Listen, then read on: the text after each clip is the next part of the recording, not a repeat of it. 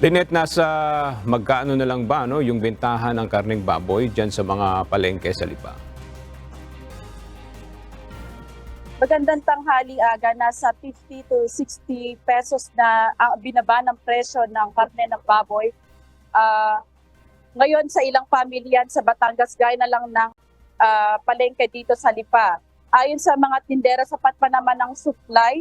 Subalit pinipili na lang ng iba na hindi muna magbenta ng baboy dahil matumal nga ang bentahan na simula pa noong nakaraang linggo dahil sa epekto ng African Swine Fever o ASF.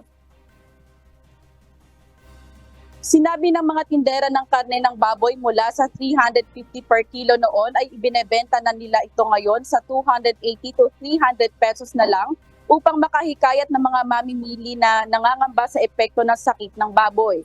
Sa kabila nito, napansin natin na marami sa mga mamimili ang nag-aatubiling bumili ng karne ng baboy dahil sa takot sa kumakalat na ASF virus.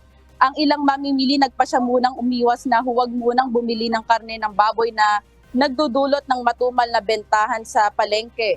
Sa kabila ng takot, may mga ilan pa rin na patuloy na bumibili mula sa kanilang mga suki.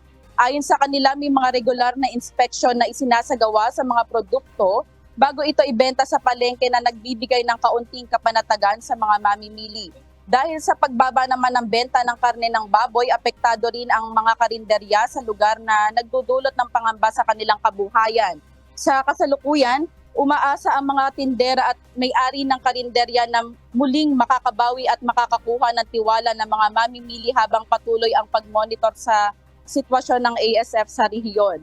At Aga, noong nakaraang linggo nga nagdeklara ng state of calamity ang bayan ng Lobo at Calatagan at kahapon lang idineklara na rin ang bayan ng Lian sa state of calamity bunsod ng pagkalat ng virus ng ASF. Nasa 30 barangay naman na ang apektado ng ASF outbreak dito sa Batangas, kabilang dyan ang Lobo, Calatagan, Lian, Talisay, Rosario, Lipa City, San Juan at Tuwi. At yan munang update mula dito sa Lipa City, Batangas. Balik sa'yo. Okay, maraming salamat, Lynette Bahe.